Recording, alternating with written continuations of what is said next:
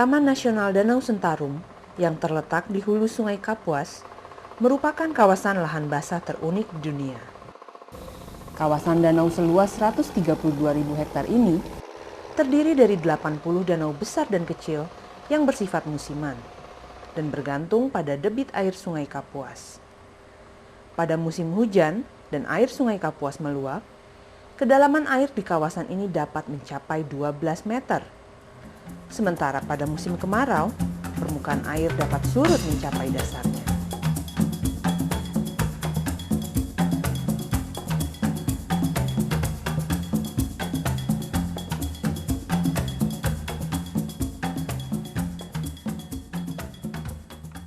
Kawasan danau ini ditutupi oleh pepohonan hutan rawa kerdil yang membuat wilayah ini memiliki ciri tersendiri. Salah satu pohon rawa kerdil yang banyak terdapat di sini adalah pohon putat yang memiliki bunga merah menyala. Pada saat musim berbunga, lebah-lebah liar mulai membuat sarang karena bunga putat merupakan salah satu pakan utama lebah di kawasan ini. Apis dorsata adalah salah satu dari sekian banyak jenis lebah liar yang dapat menghasilkan madu. Jenis lebah ini hanya bisa hidup liar di alam, sehingga tidak heran kalau lebah jenis ini hanya bisa kita temukan di daerah yang kondisi hutannya masih baik. Di Danau Sentarum, Kalimantan Barat, jenis lebah ini merupakan penghasil utama madu hutan. Sekitar 20-25 ton madu alam dihasilkan dari kawasan ini setiap musimnya. Danau Sentarum itu penghasil ikan terbesar untuk wilayah Kalimantan Barat. Menurut hasil penelitian, itu sekitar 60% ikan air tawar disuplai dari kawasan Danau Sentarum untuk Kalimantan Barat. Itu dari segi ekonomi, dan masyarakat yang tinggal di sana itu sebagian besar sebagai nelayan yang menggantungkan kehidupan mereka dari hasil ikan. Selain ikan juga ada produk lain, misalnya seperti madu lebah hutan. Itu potensinya kalau dalam keadaan normal itu bisa mencapai 20-25 ton per tahun per musim.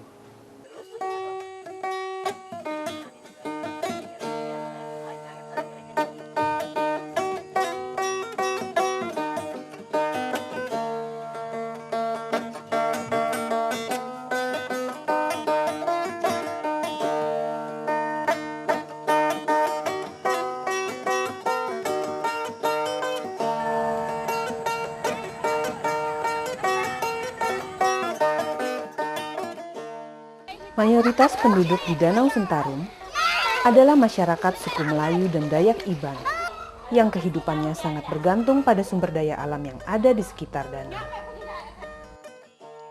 Pendapatan utama masyarakat berasal dari hasil panen ikan konsumsi dan ikan hias yang hidup di danau. Madu merupakan pendapatan tambahan pada saat musim paceklik.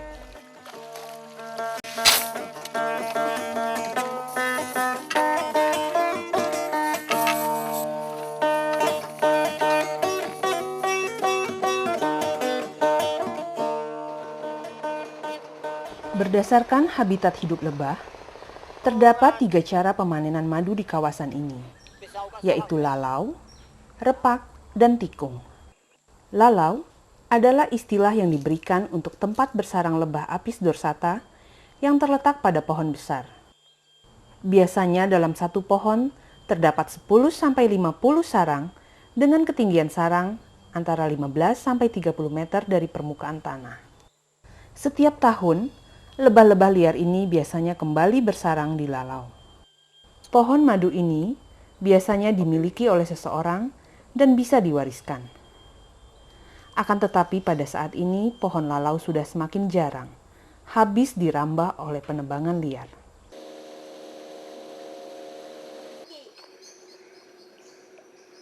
Tipe kedua adalah repak. Repak merupakan tempat bersarang lebah madu hutan di pohon-pohon tertentu.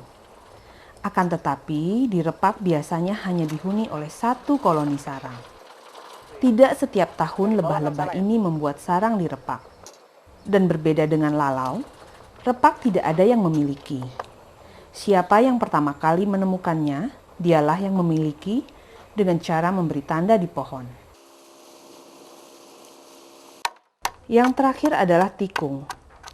Metode ini paling banyak ditemui dan digunakan oleh masyarakat. Tikung adalah dahan buatan yang dipasang di dahan pohon kerdil. Setiap orang bisa memiliki 50-100 tikung, bahkan lebih jika mampu membuat dan merawat tikung-tikung tersebut. Proses membuat tikung itu sekurang-kurangnya 25 butir tikung bisa kita masuk kelompok tikung.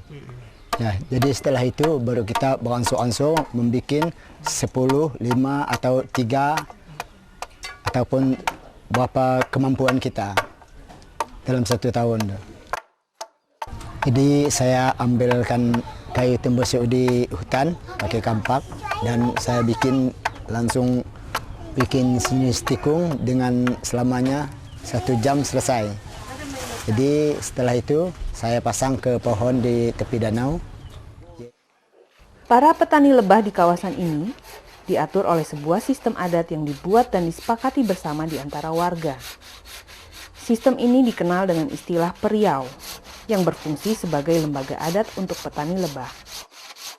Aturan itu macam membakar hutan itu memang dikena sanksi itu kan, sanksi hukum 250.000 per tikung. Karena dibuat aturan gitu bukan hanya untuk tikung, karena untuk nelayan macam cari ikan itu berfungsi tinggi juga. Karena ikan nak mau cari makan di situ karena tidak ada kayunya, dah habis kebakaran. Maka itulah ada aturan gitu.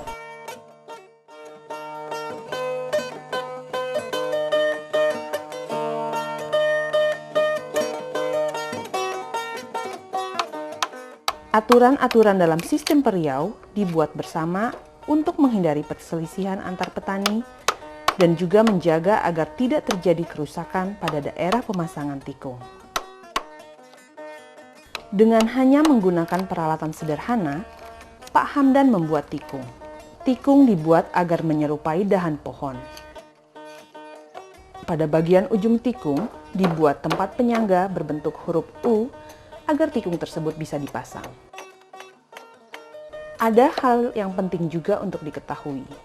Permukaan tikung yang merupakan bagian tempat lebah bersarang tidak boleh terlalu licin, karena hal ini akan menyulitkan lebah-lebah liar tersebut membuat sarang.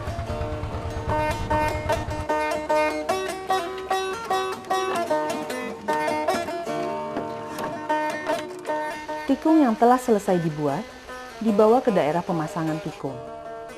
Di Nangaleboyan terdapat 3 tempat pemasangan tikung, yaitu Danau Luar, Meresak, dan Sudah. Yang seperti ini. Ini adalah dahan buatan.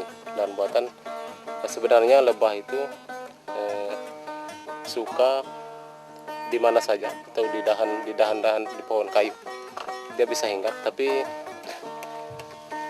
kenapa masyarakat bikin dahan buatan seperti ini? Karena menurut pengalaman masyarakat petani lebah bahwa dahan buatan seperti ini diyakini lebih disukai oleh lebah itu sendiri untuk bikin sarang.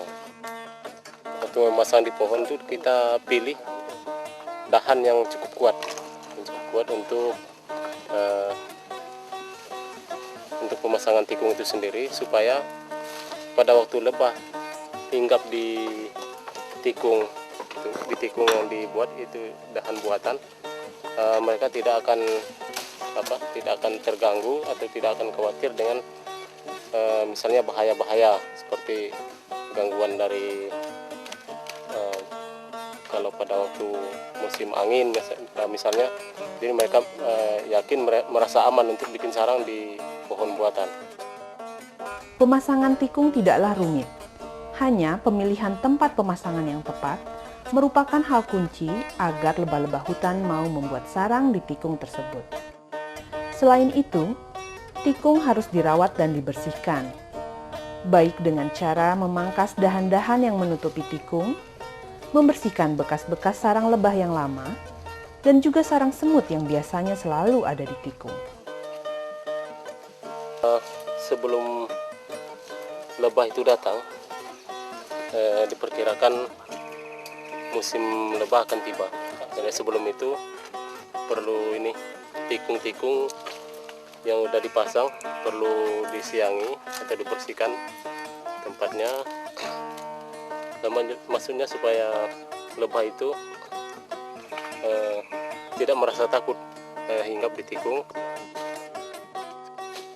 Proses pembersihan itu sendiri dilihat apakah di tikung itu masih ada bekas sarang atau sisa sarang yang pada musim lalu ditinggalkan oleh lebah itu sendiri.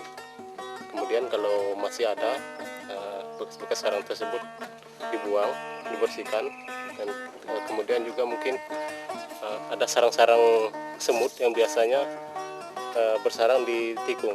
Itu juga perlu dibersihkan supaya tidak mengganggu lebah itu sendiri hinggap di tikung. Bagian depan ini sangat perlu untuk ini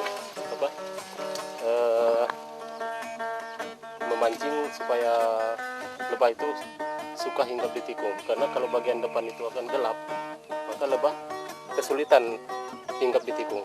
Jadi bagian depan perlu dibersihkan.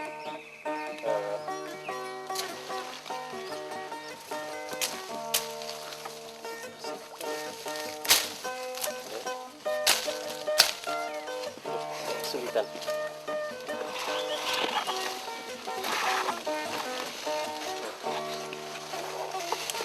Kalau bagian atas tikung terlalu gelap, itu biasanya lebah tidak terlalu suka hinggap di tikung. Jadi perlu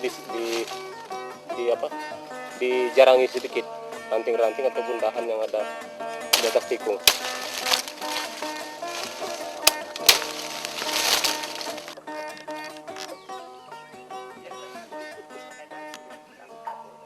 Pada awal bulan September atau November, lebah-lebah hutan mulai berdatangan dan membuat sarang di kawasan ini, bersamaan dengan mulai mekarnya bunga pohon putat dan berbagai bunga lainnya yang menjadi pakan utama lebah-lebah tersebut. Hanya dalam waktu 1-2 bulan, sarang lebah tersebut sudah dapat dipanen. Yang menarik perhatian, sistem pemanenan di kawasan ini hanya memotong bagian kepala madu dan menyisakan bagian lainnya menempel di pohon. Pada awalnya, pemanenan madu ini hanya dilakukan pada malam hari. Tapi setelah beberapa warga melakukan studi banding ke Vietnam pada tahun 1996, panen di siang hari pun mulai dilakukan. Selain itu, teknik panen dan pengolahan madu pun semakin baik. Sebelum panen, Pak Hamdan mempersiapkan peralatan seperti pengasapan, wadah untuk madu, dan peralatan panen lainnya. Pengasapan merupakan hal penting dalam proses pengambilan madu. Karena dengan menggunakan asap, lebah-lebah tersebut menyingkir pergi meninggalkan sarangnya dan memudahkan pemanenan.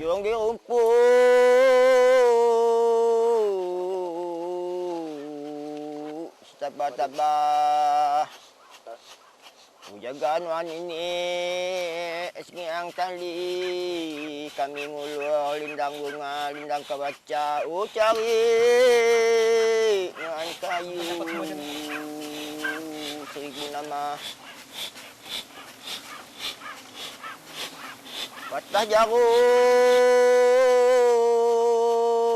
patah panyait.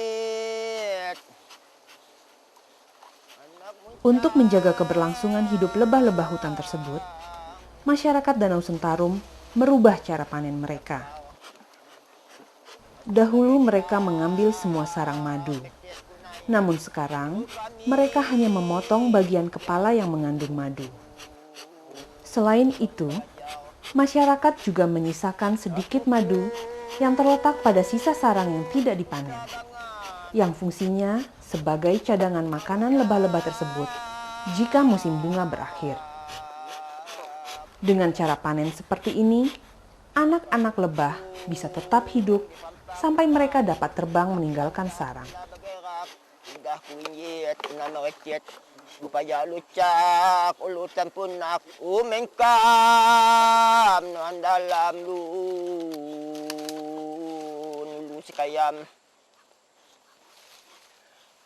Bukan emas, barang emas. Emas datang. Kalau pada musim bunga, ini sarang sebesar ini bisa mencapai 10 sampai 25 kilo. Tapi karena sekarang ini musim bunga hampir lewat, jadi madu yang tersisa di sarang sangat sedikit sekali kalau dibandingkan dengan besar sarangnya. Maksudnya dipotong bagian kepala, madu yang tersisa di sarang itu adalah untuk pakan anak yang masih tinggal di sarang. Sampai anak itu nanti sudah bisa terbang menjadi induk, jadi lebah itu akan meninggalkan sarang. Upecit ngan susu darah di rumah. Giang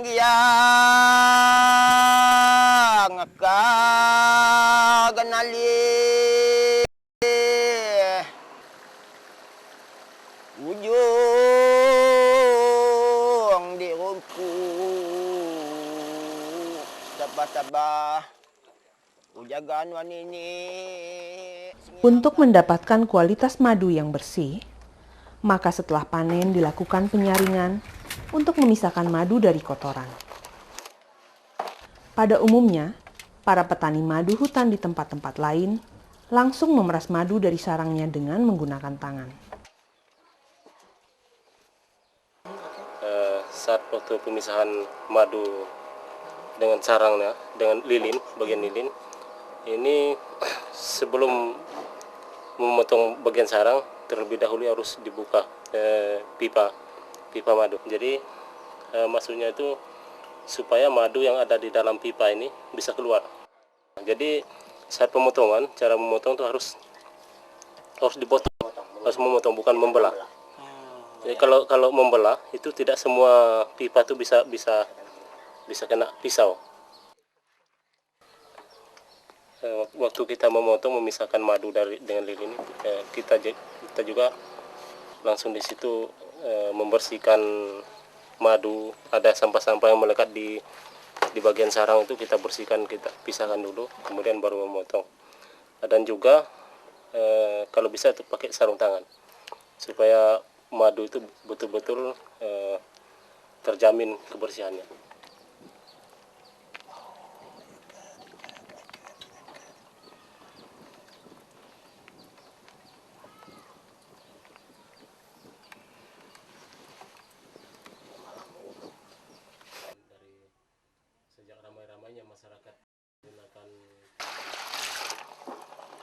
Selain memanfaatkan madunya, Pak Haryanto juga memanfaatkan sarang lebah untuk membuat lilin.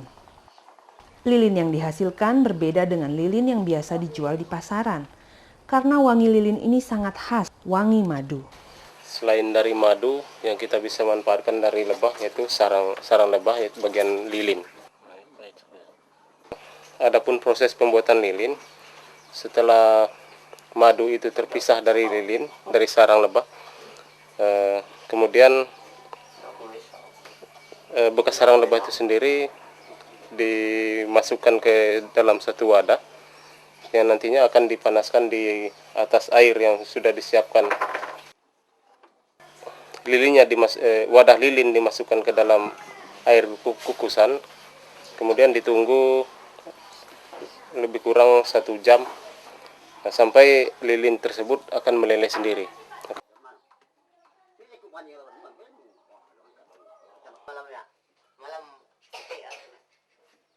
Ini adalah salah satu contoh buatan lilin yang dibuat dari yang tadi dikukus. Setelah meleleh, kemudian ini dibikin lilin batangan. Metode panen yang semakin baik ini telah mempengaruhi harga madu di tingkat masyarakat. Sebelumnya, harga madu setara dengan harga gula, yaitu Rp5.000 per kilogram. Saat ini, masyarakat mampu menjual madu seharga Rp20.000 per kilogram, 4 kali lipat harga sebelumnya.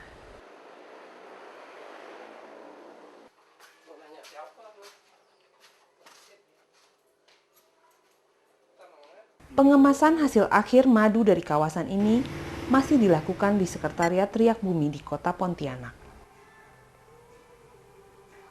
Sampai saat ini, Riak Bumi per tahunnya hanya mampu menjual 1,5 ton madu untuk Kota Pontianak.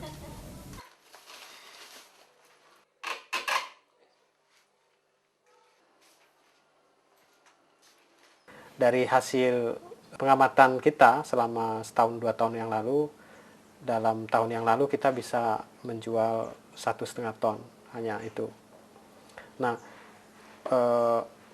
memang sebetulnya kita mempunyai strategi pemasaran lebih luas terhadap hasil madu hutan dari kawasan Danau Sentarum ke pasar nasional.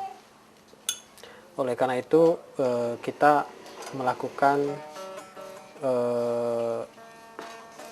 inisiasi pembentukan jaringan madu hutan nasional.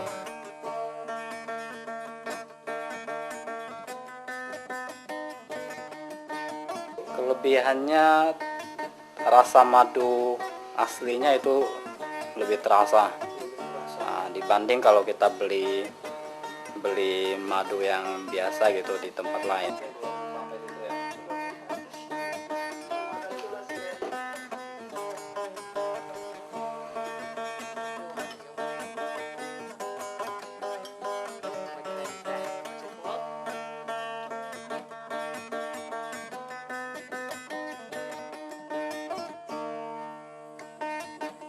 Alam Danau Sentarum yang indah telah menyediakan begitu banyak manfaat bagi masyarakat.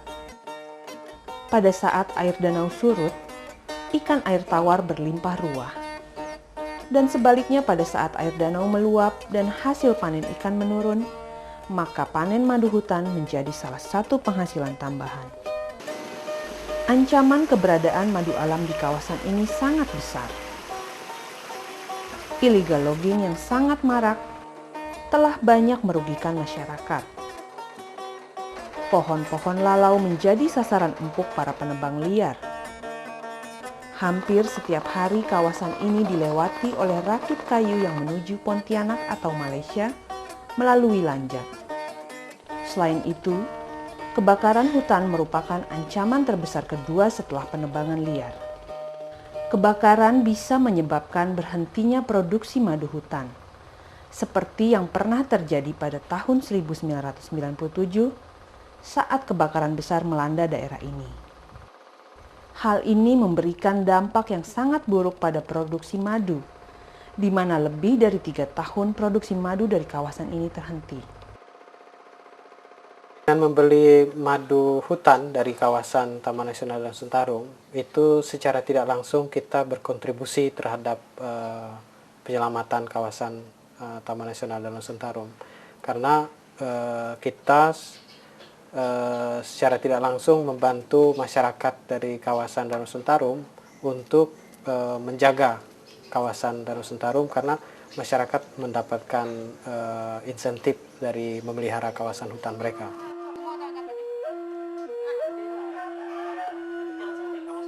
Lebah hutan dapat berfungsi sebagai agen penyelamatan hutan.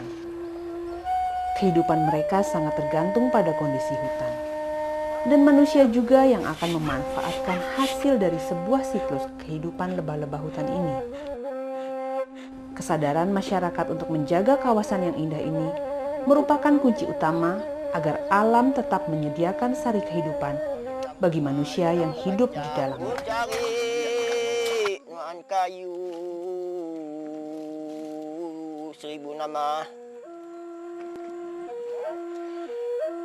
Kenapa ikan tabirin?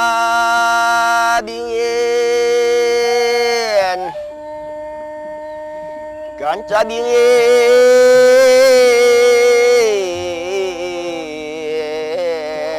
buah mulut. Ulalau apa, lalau dikirin, ulalau dikirin, sedang ribut. Gantung pacu, si gantung pacu, gantung pacu.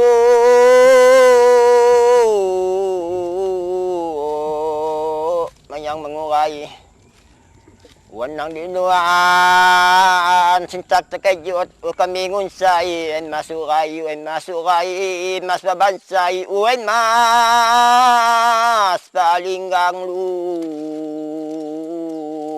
siulu sungai perang alu perang palalat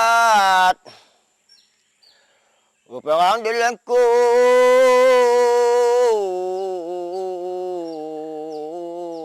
si kayu arah pulang ayu pulang semangat pulang ke tempat lu asal mulanya.